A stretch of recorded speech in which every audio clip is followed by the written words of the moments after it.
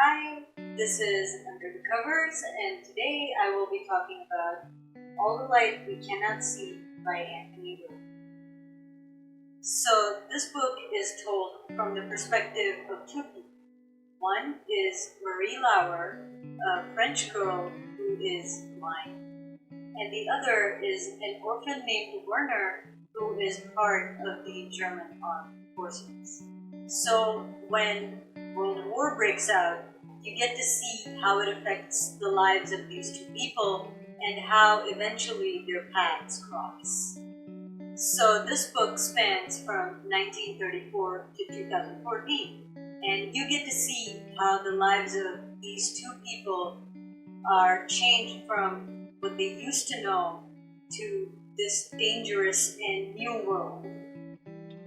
In Werner's case, he goes from being the intelligent boy at an orphanage who likes to fix radios and has a thing for science to being sent to this boarding school for gifted kids.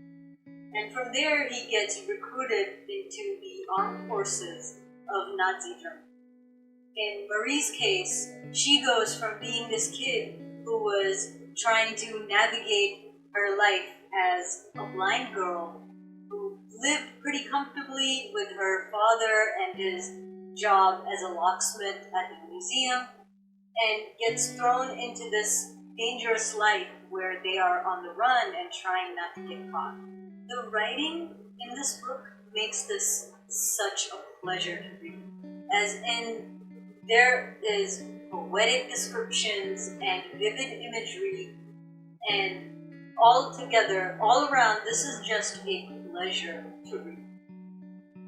In Marie's case, you see that once she becomes blind, she reads 20,000 Leagues Under the Sea in Braille, and her mind's eye just takes over, and the descriptions and the pictures that she's seeing in her head are so vivid that you can almost feel like you're there with her. The museum where her father works has this curator that she knows, and he shows her shells and rocks that are found underwater, and she starts recognizing them by touch alone. All of this is so vividly described that I feel like if a reader read this as involved as I was, you should be able to experience all these things with her. The descriptions are just impeccable. There's a certain scene with Marie that for some reason is just stuck with me. That is when Marie and her father go to Madame Annex's house and they have breakfast together. And when she's eating, she describes the spinach and cheese omelet as tasting like clouds and spun gold. She eats a can of peaches and she says it's like eating wet sunlight.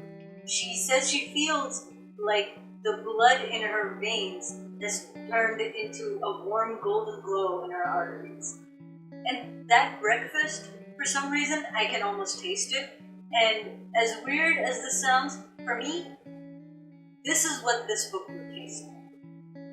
And for Werner, he had such a fascination with science. He described things in calculated detail.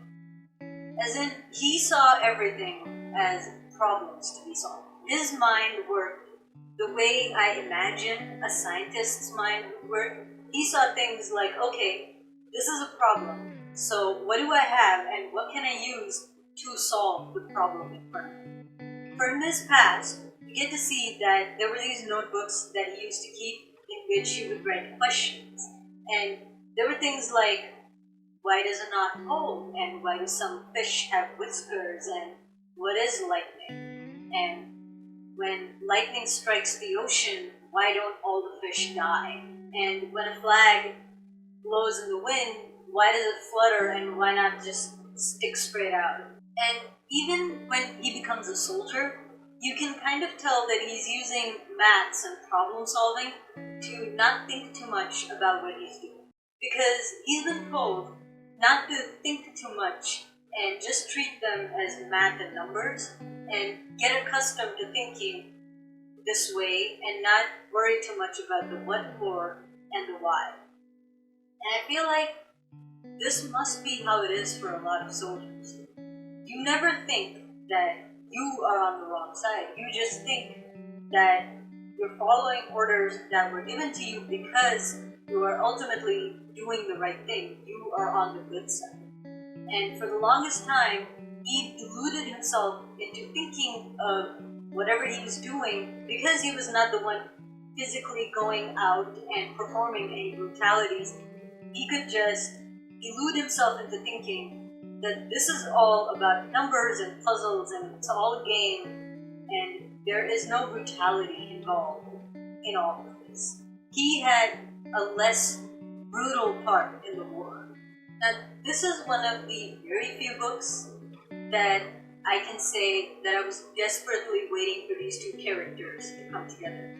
As in, I am not in any way a fan of insta-love, but in the case of this book, I really wanted these characters to come together, and I was kind of rooting for the insta-love. Despite the fact that these are obviously two characters on opposite sides of the war, I just wanted them to get together. Now, I'm not going to give any spoilers, so I won't say what ends up happening. But on that note, I have to say I really appreciate that this book doesn't try to skirt the reality of war. This is about World War II. There is going to be brutality and depth and graphic imagery in this book. And as a reader, you are not spared the point of view that you should have about wars. This is a war, and you're going to have to go through it. One of the things I believe a good writer can do, and there is no doubt Anthony Doerr is a great writer, is create characters that you will love, and at the same time create characters that you will despise.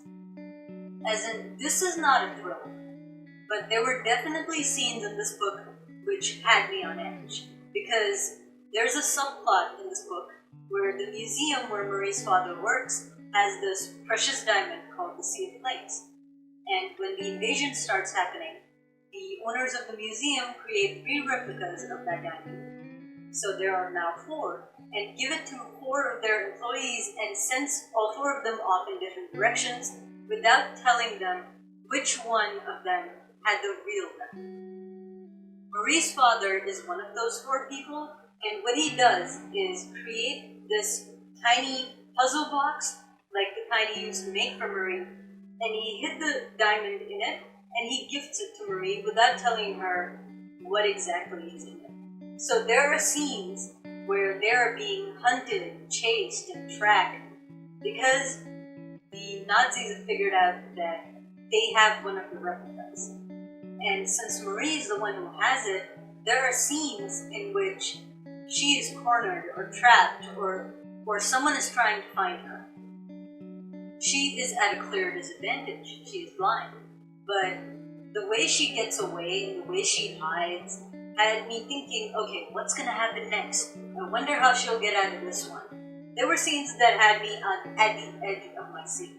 So clearly this is the kind of book that had emotion and devastation and tension and a whole host of other feelings.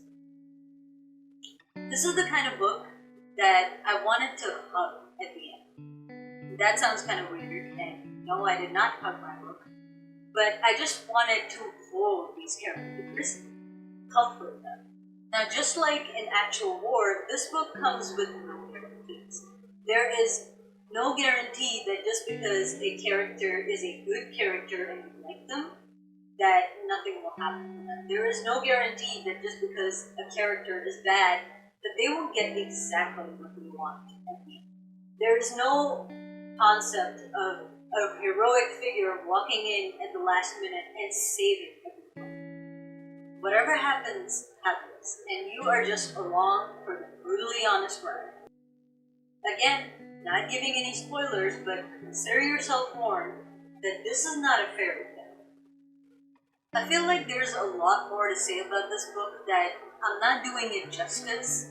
For example, you get to see 2 sides of a war. You get to see soldiers and different types of soldiers and how some of them are inherently brutal and how some of them are just doing what they've been told to do, and how some of them are deluding themselves into believing that they're not doing anything that bad, and there will be people that are just not going to follow orders blindly, and how they will pay for it. This book has so many interesting side characters. I feel like I can't even call them side characters because quite a few of them play a significant part in the story, so I don't know if I should call them side characters. But if I'm not going to give anything away, this is all I'm going to say about this. Do let me know if you've read this book, because I feel like this book can definitely raise some interesting discussions. But that's all I'm going to say for now. So until next time, keep reading, and see you next one.